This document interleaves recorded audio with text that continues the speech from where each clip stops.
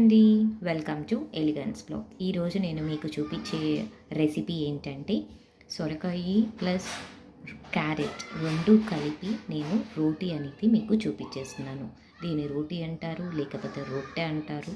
మనం ఇప్పుడు జొన్న రొట్టె, సద్ద రొట్టె ఎట్లా అంటామో, సో ఇది రైస్ రోటీ అంటారండి. దీన్ని మనం ముందుగానే సొరకాయ తురుము అండ్ క్యారెట్ తురుము ఈ రెండు కూడా గ్రేట్ చేసేసుకొని ఆనియన్స్ కూడా లైట్గా చాప్ చేసేసుకోవాలండి. అండ్ రైస్ ఫ్లోర్ మనం వచ్చేసరికి ఇలాగా గ్రేట్ చేసుకుంటే సరిపోతుందండి. క్యారెట్ కానీ సొరకాయ కానీ ఇలా గ్రేట్ చేసేసుకోవాలి. సో నేనైతే ముందుగానే డఫ్ అనేది రెడీ అయిపోయిందండి. 2 cups ఆఫ్ బియ్యపిండి తీసుకున్నానండి నేను. అండ్ 1 small size ఆఫ్ సొరకాయ అండ్ 2 క్యారెట్స్ తీసుకున్నాను. రెండు కూడా గ్రేట్ చేసేసుకున్నాను. ఆనియన్స్ అండ్ మిర్చి ఈ రెండు యాడ్ చేసేసుకొని సాల్ట్. సో దీన్ని ఎలా చేయాలో చూపించేస్తున్నాను. ఇది ఆయిల్లెస్గా చేసుకోవచ్చు, వితౌట్ ఆయిల్గా కూడా చేసుకోవచ్చండి. సో ఆయిల్లెస్ ఏంటి అంటే ప్యాన్ మీద చూపించేస్తున్నాను. అందుకనే దీన్ని నేను రొట్టి అని అంటున్నాను. జొన్న రొట్టె, సజ్జ రొట్టె ఎట్లా అంటారో రైస్ రొట్టె సొరకాయతో చేసేస్తున్నాం దాన్ని.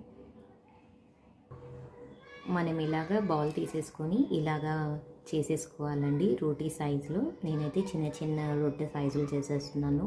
మనకు కావాలంటే పెద్ద సైజులు కూడా చేసుకోవచ్చు. ప్యాన్ అయితే ముందుగానే హీట్ చేసేసుకోవాలండి. ఆయిల్ అనేది స్ప్రే చేసుకోవాలి. దాని తర్వాత మనం అది రొట్టె అనేది రీప్లేస్ చేసేస్తాం. ఇక్కడ మనమైతే రోటీ అనేది వేసేసానండి. ఇప్పుడు మనము ఆల్రెడీ ఆయిల్ అనేది స్ప్రే చేస్తున్నాను, చూసేసారు కదండి. ఆయిల్ అనేది దీని మీద కూడా ఒకసారి లైట్గా స్ప్రే చేస్తాము, మళ్ళీ తిరగ వేసేసుకుంటాము.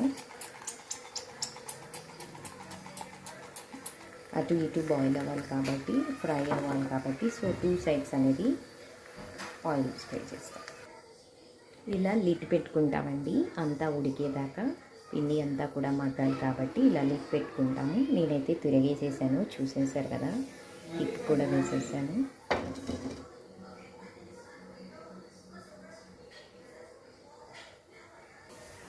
చూసారు కదండి, ఇలాగ ఫ్రంట్ సైడు బ్యాక్ సైడు అన్నీ కూడా మనకి ఇలా వేగుతూ ఉంటుంది. మనం లిడ్ పెట్టడం వల్ల ఫాస్ట్గా మగ్గిపోతుంది. చాలా రోస్టీగా క్రిస్పీగా కూడా ఉంటుంది. మీరు కూడా ఇలాగ ట్రై చేయొచ్చు.